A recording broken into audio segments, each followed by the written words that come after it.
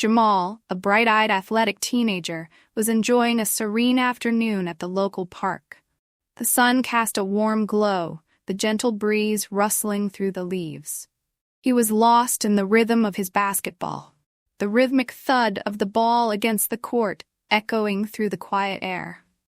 Little did he know, this peaceful moment was about to take a drastic turn. Mrs. Henderson, a middle-aged woman known for her conservative views, was taking her usual stroll through the park. As she passed the basketball court, her eyes fell upon Jamal. A sense of unease crept into her heart, a familiar feeling of unease when she saw young black men. She couldn't shake the notion that they were up to no good. Unbeknownst to Jamal, Mrs. Henderson's discomfort escalated as she watched him. Her mind raced, conjuring up images of crime and disorder.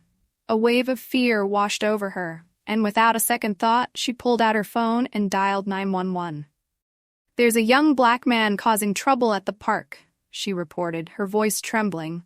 "He's loitering and acting suspicious." As the police sirens wailed in the distance, Jamal remained oblivious to the impending storm.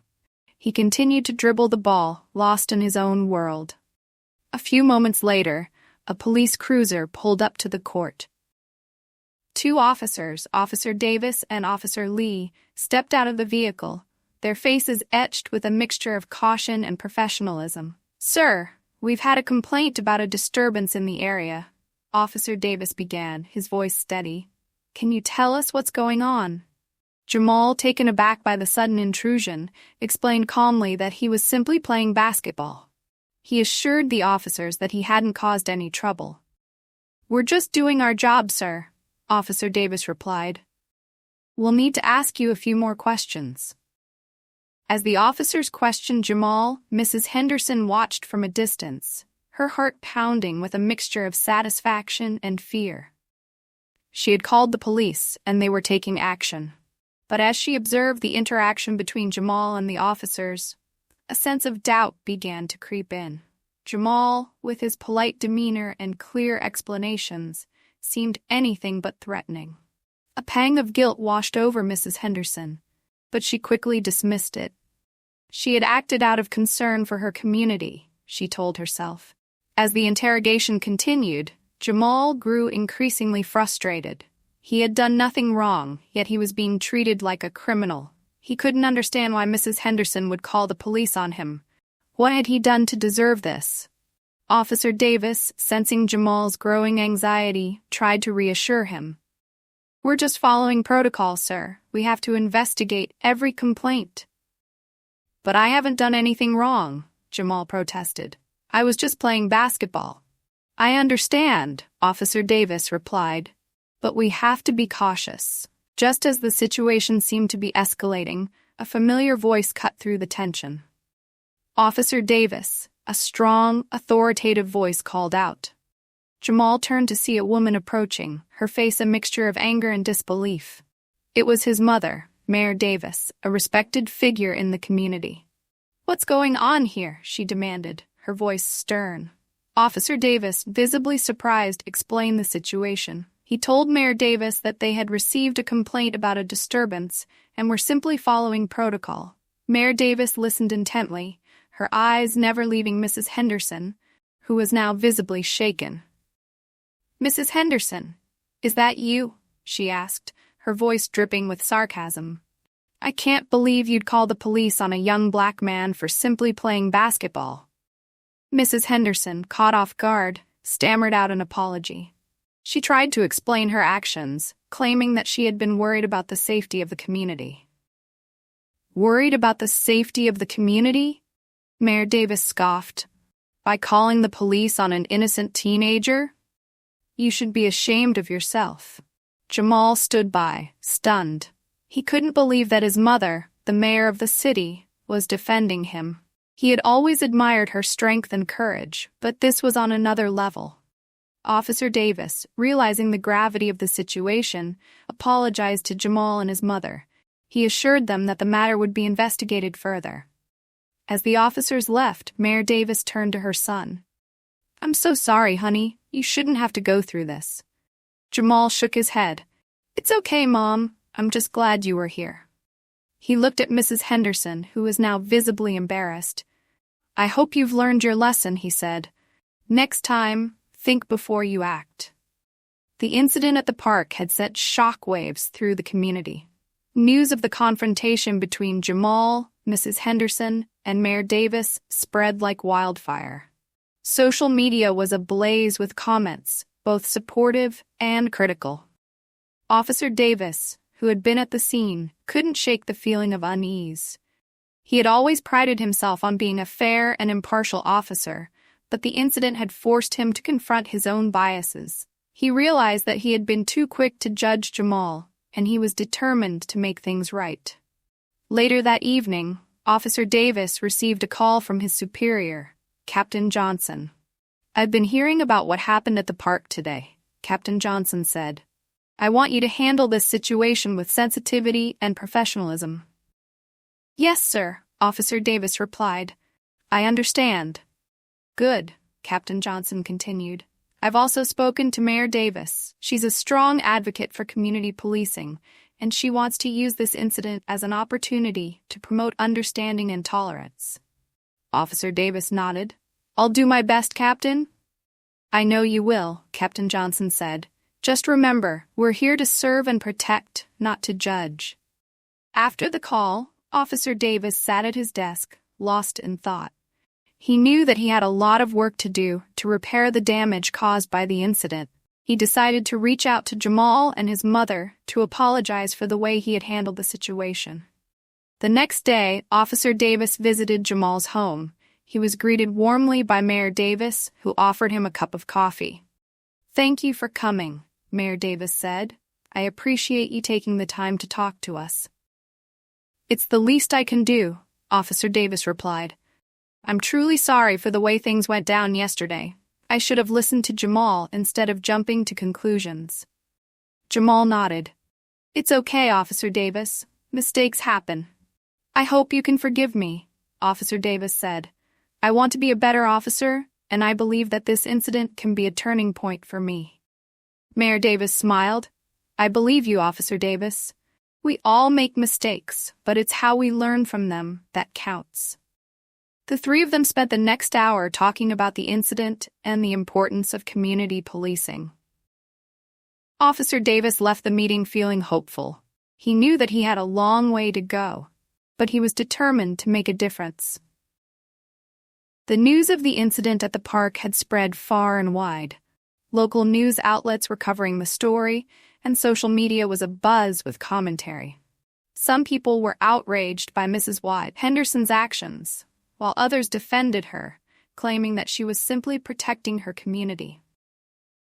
Amidst the media frenzy, a group of activists from a national civil rights organization arrived in the city.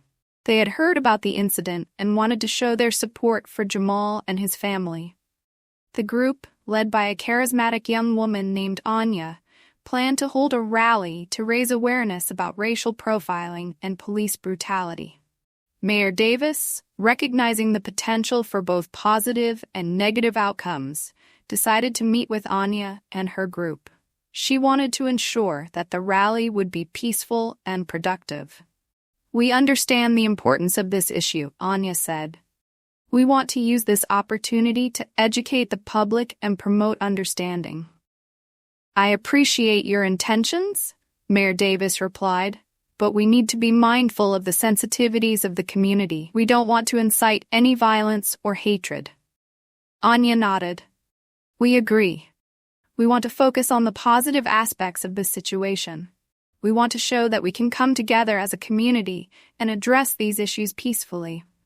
Mayor Davis was impressed by Anya's maturity and wisdom. She realized that the young activist could be a powerful force for change. I'm willing to work with you, Mayor Davis said. We can organize a joint event that will bring together people from all walks of life. Anya was thrilled. That's a great idea, she said. We can have speakers, music, and a community dialogue. As the days passed, the city prepared for the rally. Volunteers from all over the community came together to help with the logistics. They distributed flyers, set up stages, and organized food and water stations. On the day of the rally, thousands of people gathered in the city park. There were people of all ages, races, and backgrounds. The atmosphere was electric, filled with hope and anticipation. Anya took the stage and addressed the crowd. "We are here today to stand in solidarity with Jamal and his family," she said. "We are here to say that racial profiling and police brutality have no place in our society." The crowd erupted in applause. Next, Mayor Davis took the stage. "I want to thank everyone for coming out today," she said. "This shows that we are a community that cares about each other." She then spoke about the incident at the park and the importance of understanding and empathy. "We must learn from our mistakes and work together to build a more just and equitable society," she said. The rally was a huge success. It brought people together and sparked important conversations about race, class, and social justice. In the aftermath of the event, the city was transformed. People were more aware of the issues of racial profiling and police brutality. They were also more willing to engage in dialogue and work together to find solutions. Jamal, who had been hesitant to participate in the rally at first, was amazed by the outpouring of support. He realized that his experience had touched the hearts of many people. He was grateful for the opportunity to share his story and to inspire others. The aftermath of the rally was a whirlwind of activity. The city was buzzing with energy and hope. People were eager to make a difference, to create a more just and equitable society. However, not everyone was pleased with the outcome of the rally. Mrs. Henderson, who had been the catalyst for the entire ordeal, was feeling increasingly isolated and resentful. She had been vilified by the media and ostracized by her community. One day, while shopping at the local grocery store, Mrs. Henderson encountered Jamal and his mother. She felt a surge of anger and shame. She had never meant to cause so much harm, but she had been blinded by fear and prejudice.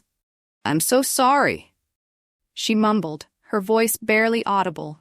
"I never meant for things to turn out this way." Jamal and his mother exchanged a glance. They could see the genuine remorse in Mrs. Henderson's eyes. "It's okay," Jamal said. "We all make mistakes." "I know," Mrs. Henderson replied, "but mine had serious consequences." "I understand," Mayor Davis said, "but we can't dwell on the past. We need to focus on the future." Mrs. Henderson nodded, her eyes filled with tears. "I want to make amends," she said. "I want to be a part of the solution," Mayor Davis smiled. "That's the spirit. We can all learn from our mistakes and grow as individuals and as a community." In the following weeks, Mrs. Henderson began to volunteer at a local community center. She worked with young people, teaching them about the importance of tolerance and understanding. She also joined a diversity and inclusion group, where she learned about the experiences of people from different backgrounds. As Mrs. Henderson began to change, so did the community's perception of her.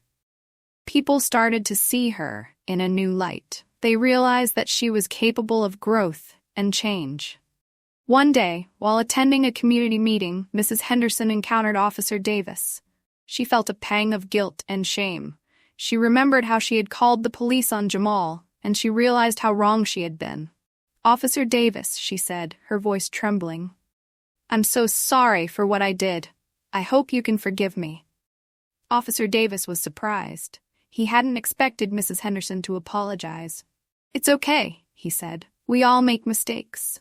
"I know," Mrs. Henderson replied. "But I want to make things right. I want to be part of the solution." Officer Davis nodded. "I appreciate your honesty," he said.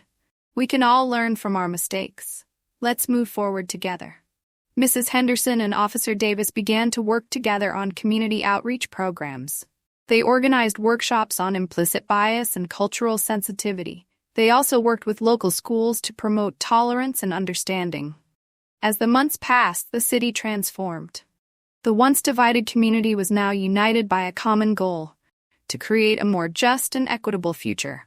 Jamal, Mayor Davis, Mrs. Henderson, and Officer Davis had become symbols of hope and change. They had shown that it was possible to overcome prejudice and discrimination through understanding, empathy, and forgiveness. The city was slowly healing. The wounds inflicted by the incident at the park were gradually mending. Yet, beneath the surface, tensions still simmered.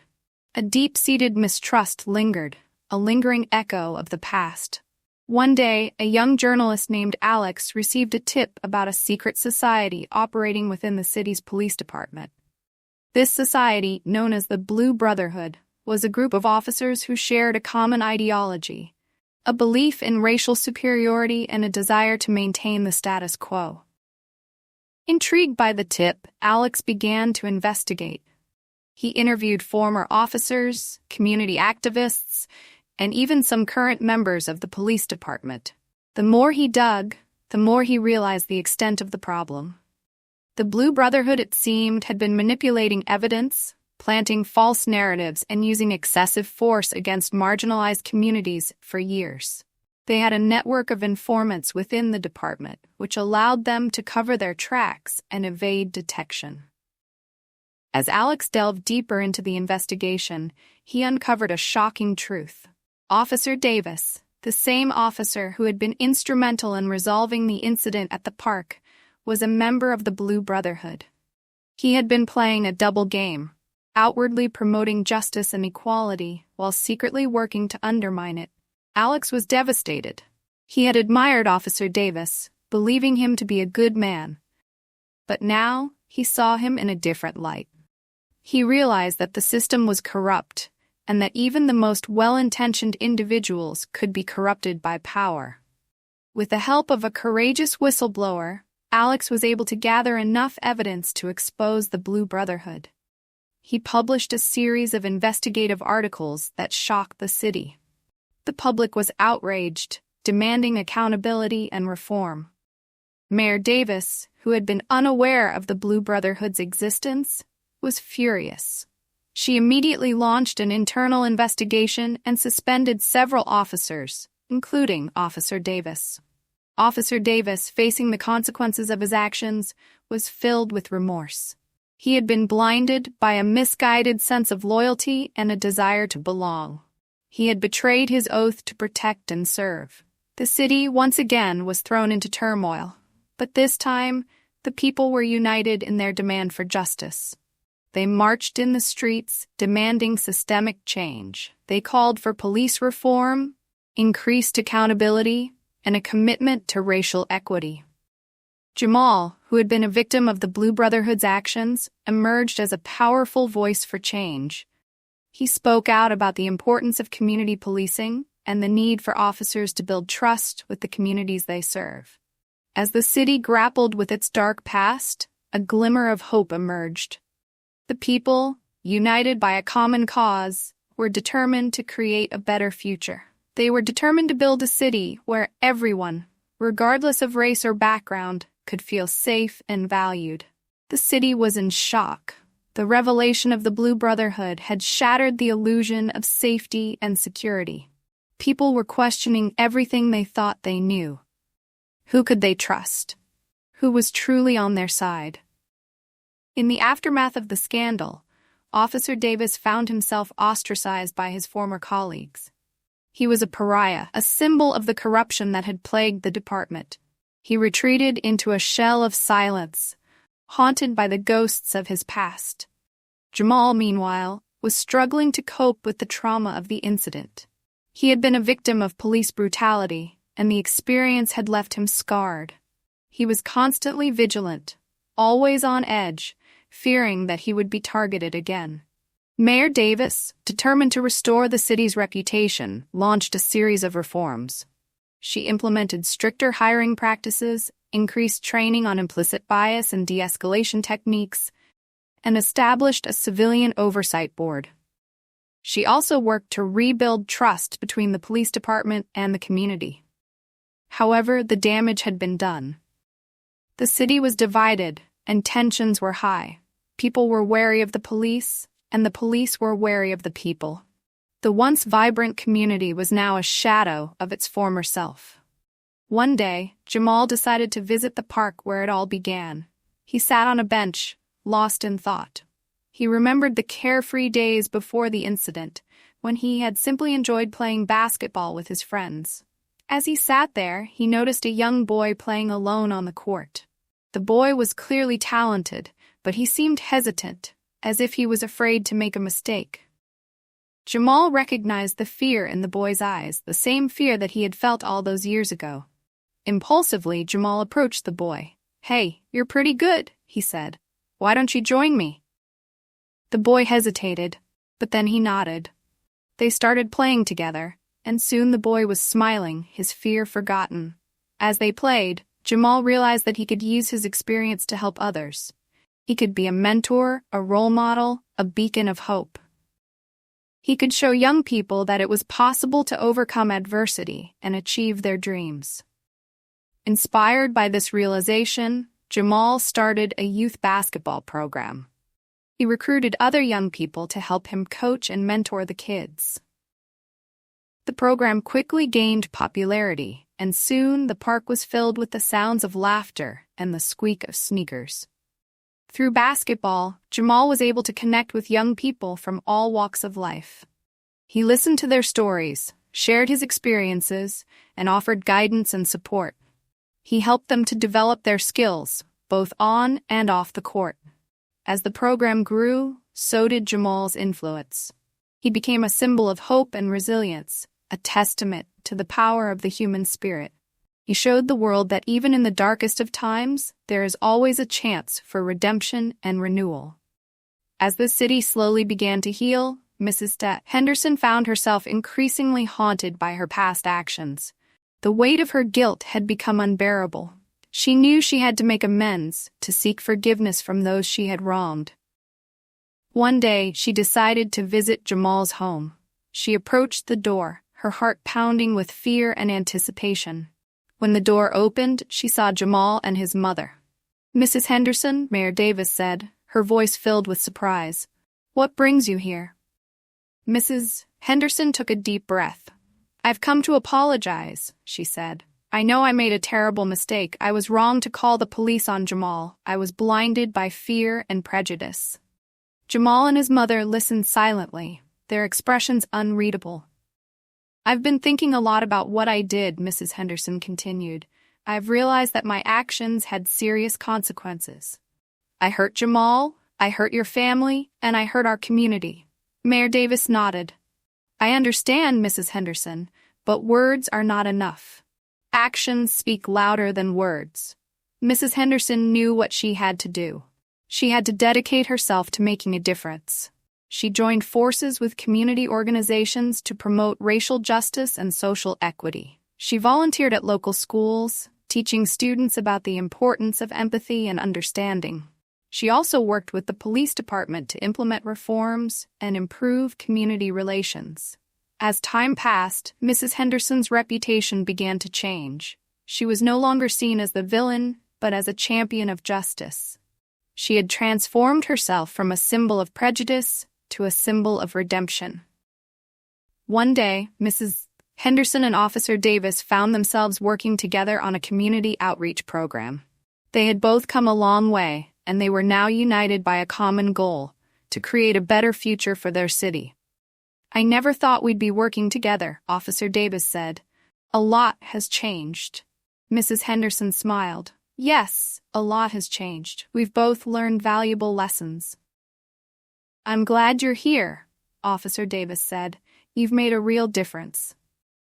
Mrs. Henderson nodded. "And you too, Officer Davis. You've shown that it's never too late to change."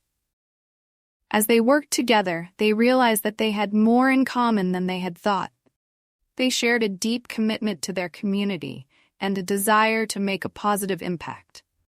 Together, they were able to bridge the divide between the police and the community. They organized community events, hosted town hall meetings, and participated in neighborhood watch programs. They worked tirelessly to build trust and understanding. The city, once torn apart by division and hatred, was slowly healing. The wounds of the past were still visible, but the future held the promise of hope and renewal. One evening, as the sun dipped below the horizon, casting long shadows across the city, Jamal and his mother sat on their porch, enjoying the cool evening breeze. The city lights twinkled in the distance, a stark contrast to the quietude of their neighborhood. "You know, Mom," Jamal began, his voice barely audible, "I've been thinking a lot lately." Mayor Davis, sensing her son's unease, turned to face him. "About what, honey?" she asked gently. Jamal hesitated. "About the incident with Mrs. Henderson, and about Officer Davis." A wave of silence washed over them. The memories of that fateful day were still fresh, the pain still raw. "I've been thinking about forgiveness, Mom," Jamal continued. "Is it really possible to forgive someone who has hurt you so deeply?" Mayor Davis considered his question. "It's a difficult question, Jamal. Forgiveness isn't about forgetting. It's about letting go of the anger and resentment. It's about choosing to move forward." Jamal nodded, his eyes fixed on the horizon. "I guess you're right," he said. "But it's hard." "I know it is," Mayor Davis replied, "but it's also necessary. Holding on to anger will only hurt you in the long run." A long pause ensued. Then Jamal spoke again. "I've also been thinking about the future, Mom. What do I want to do with my life?" Mayor Davis smiled. "You've always been a bright young man, Jamal. You can do anything you set your mind to." "I want to make a difference," Jamal said. "I want to help people, to make the world a better place." Mayor Davis was touched by her son's words. "That's a noble goal, Jamal. Remember, it's not about what you do, but how you do it. Be kind, be compassionate, and always strive to do the right thing." As the night deepened, mother and son continued to talk. They shared their hopes, their fears, and their dreams. They talked about the importance of family, friendship, and community. In the quiet of the night, a sense of peace settled over them. They knew that the road ahead would be challenging, but they also knew that they would face it together. They would face it with courage, with hope, and with love. The ripple effect of the incident at the park had spread far beyond the city limits. It had ignited a national conversation about racial profiling, police brutality, and social justice.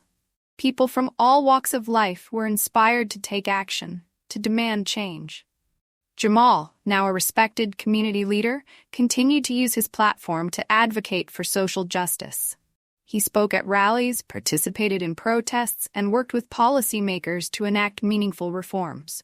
One day, while attending a national conference on criminal justice reform, Jamal met a young activist named Maya.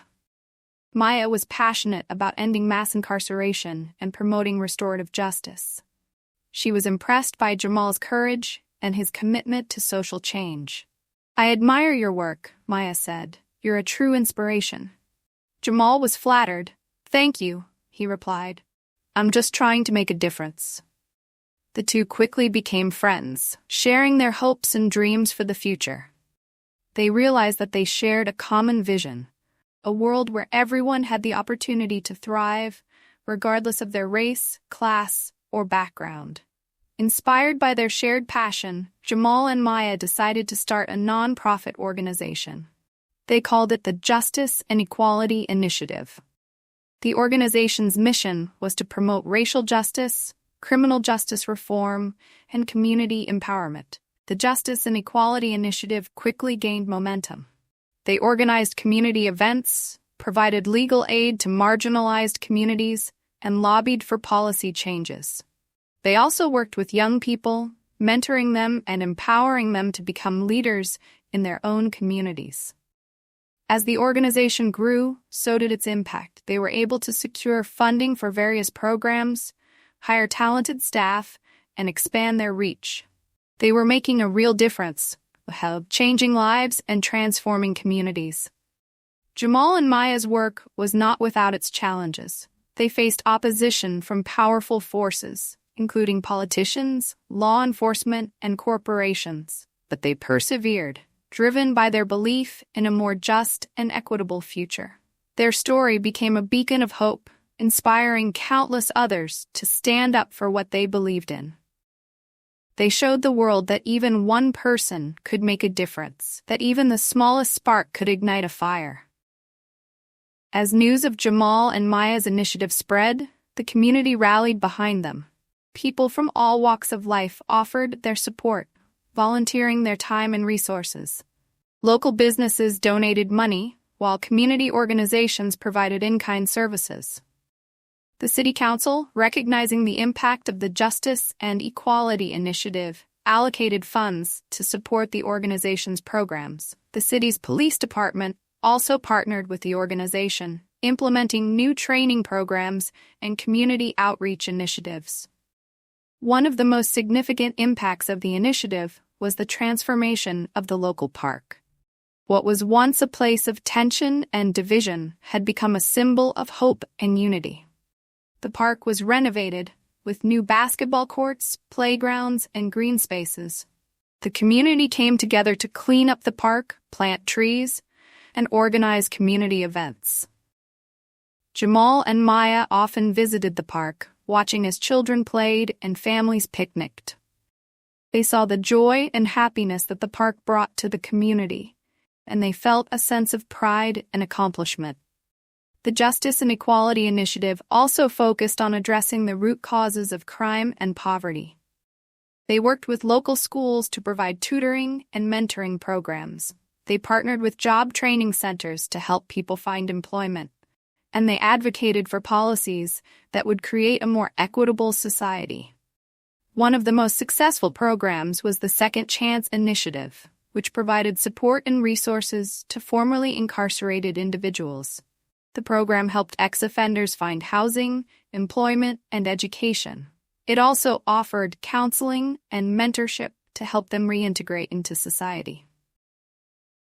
The program was a resounding success. Many participants were able to turn their lives around and become productive members of the community. They found jobs, started families, and became role models for others. As the years passed, the city continued to evolve. The once troubled neighborhood had become a vibrant and thriving community. The people were proud of their city, and they were grateful for the leadership of Jamal and Maya. Jamal and Maya, now seasoned activists, continued to work tirelessly to promote social justice and equality. They traveled the country speaking at conferences and universities. They inspired countless people to take action and make a difference. Their story was a testament to the power of hope, perseverance, and the human spirit. They had shown that even in the darkest of times, there is always a chance for redemption and renewal. As the Justice and Equality Initiative gained national prominence, it inevitably attracted the attention of the media. News outlets from across the country were eager to cover the story of Jamal, Maya, and their inspiring work. Initially, the media coverage was overwhelmingly positive. Journalists praised the organization's innovative programs and its commitment to social justice. However, as the organization grew in influence, it also became a target for criticism. Conservative pundits and politicians attacked the Justice and Equality Initiative, accusing it of promoting a radical agenda. They claimed that the organization was undermining traditional values and encouraging civil unrest. Jamal and Maya were not deterred by the criticism. They knew that their work was making a difference, and they were determined to continue their fight for justice. They responded to the attacks with grace and dignity, emphasizing the importance of dialogue and understanding. The media frenzy intensified as the organization launched a new campaign to address systemic racism in the criminal justice system. The campaign sparked a national debate, with people taking to the streets to protest police brutality and mass incarceration. Jamal and Maya found themselves at the center of this national movement. They were constantly in demand for interviews, speaking engagements, and public appearances. They traveled the country, sharing their message of hope and inspiring others to take action. Despite the intense media scrutiny, Jamal and Maya remained focused on their mission. They knew that the challenges they faced were part of the process. They were prepared to fight for what they believed in, no matter the cost.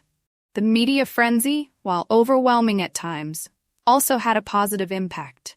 It brought attention to important social issues and sparked a national conversation about race, class, and inequality. It also inspired a new generation of activists to stand up for justice. As the years passed, the Justice and Equality Initiative continued to grow and evolve. It expanded its programs, launched new initiatives, and built partnerships with organizations around the world. Jamal and Maya, now seasoned leaders, were at the forefront of the movement for social change. Their story was a testament to the power of hope, resilience, and the human spirit. They had shown the world that even in the face of adversity, it was possible to make a difference. As the Justice and Equality Initiative gained national prominence, it began to attract the attention of politicians. Some saw the organization as a threat to their power and influence, while others recognized its potential to bring about positive change. A group of progressive politicians, inspired by the work of Jamal and Maya, formed a coalition to push for a more equitable and just society. They introduced legislation to address issues such as criminal justice reform, affordable housing, and healthcare access. However, the conservative establishment fought back, using fear and misinformation to undermine the movement. They accused the Justice and Equality Initiative of being radical and divisive. They launched attacks on Jamal and Maya, questioning their motives and their methods. Despite the opposition, the movement continued to grow. People from all walks of life were inspired by the organization's message and its commitment to social justice. They joined protests, donated to the cause, and volunteered their time. Jamal and Maya, recognizing the political implications of their work, decided to run for public office. They believed that they could make a greater impact by shaping policy from within the system. The election was a hard-fought battle. The opposing candidates launched a smear campaign against Jamal and Maya, accusing them of being dangerous radicals. But the people saw through the lies and voted for change. Jamal and Maya were elected to office, becoming powerful voices for social justice. They used their positions to advance progressive policies, fight for the rights of marginalized communities, and hold corporations and government officials accountable. Their election sent shockwaves through the political establishment. It proved that the people were demanding change and that they were willing to vote for candidates who would fight for their interests. The Justice and Equality Initiative continued to thrive, expanding its reach and influence. It became a model for social change organizations around the world. Jamal and Maya, now seasoned politicians, remained committed to their original mission, to create a more just and equitable society. Their story was a testament to the power of the people. It showed that when people come together, they can overcome any obstacle and achieve their dreams. As Jamal and Maya ascended to positions of power, the demands on their time and energy increased exponentially. The constant travel, the endless meetings, the public scrutiny, it all took a toll on their personal lives. Jamal, once a carefree young man, found himself burdened by the weight of responsibility. The pressure to live up to the expectations of others, to be the perfect leader, was immense. He often felt overwhelmed and isolated. Maya, too, struggled to balance her public and private life.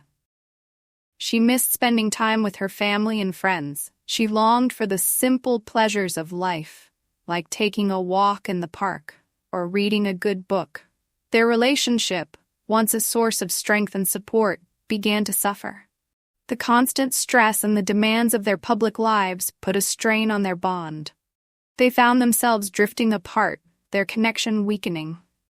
To cope with the pressure, Jamal and Maya turned to work. They poured themselves into their jobs, hoping to find solace in their accomplishments. But the more they worked, the more distant they became from themselves and from each other. Their physical and mental health began to deteriorate. They suffered from chronic fatigue, insomnia, and anxiety. They neglected their own needs, prioritizing the needs of others. It was during one of their darkest moments that Jamal and Maya realized that they needed to make a change. They had to prioritize their well-being, both physical and emotional. They had to reconnect with themselves and with each other. They took a much-needed break, retreating to a quiet cabin in the woods. Away from the noise and distractions of city life, they were able to reconnect with nature and with each other. They talked, they laughed, and they simply enjoyed each other's company. The time away helped to rejuvenate them. They returned to their work with renewed energy and a renewed sense of purpose. They learned to set boundaries, to delegate tasks, and to prioritize their own needs. They also learned the importance of self-care. They practiced mindfulness, meditation, and yoga. They spent time in nature, and they made sure to get enough sleep. By taking care of themselves, Jamal and Maya were better able to take care of others. They were able to lead with compassion, empathy, and wisdom. They were able to inspire others to follow their example. As the years passed, Jamal and Maya continued to be at the forefront of the movement for social justice. They had become seasoned leaders, their influence extending far beyond their hometown. However, they had also learned the importance of balance. They had cultivated a healthier work-life balance, prioritizing their mental and physical health. They had also strengthened their relationship, finding joy in the simple moments of life. One day, while attending a global climate summit, Jamal and Maya met a young activist named Alex. Alex was passionate about environmental issues and was working to mobilize young people to take action. Jamal and Maya were impressed by Alex's energy and dedication. They saw in him a reflection of their younger selves, full of idealism and hope. Inspired by Alex's passion, Jamal and Maya decided to launch a new initiative focused on climate justice. They believed that climate change was one of the greatest threats facing humanity, and that it was essential to address the issue with urgency. The initiative, called Green Future, aimed to promote sustainable living, renewable energy, and environmental conservation. It brought together activists, scientists, and policymakers to develop innovative solutions to climate change. One of the key focuses of the initiative was to empower young people to become leaders in the climate movement. They organized youth summits, climate strikes, and educational workshops. They encouraged young people to use their voices and to demand action from their leaders. As the climate crisis worsened, the world faced a series of unprecedented challenges. Extreme weather events, wildfires, and rising sea levels threatened communities around the globe.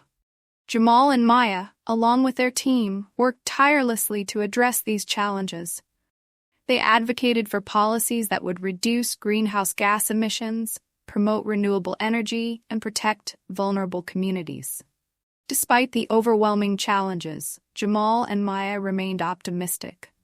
They believed that humanity had the capacity to overcome any obstacle. They were determined to create a sustainable future for generations to come. And as they looked to the future, they knew that their work was far from over. The fight for justice, equality, and environmental sustainability would continue, generation after generation. But they were ready to face the challenges ahead, with hope, courage, and unwavering determination. And that's the story, guys.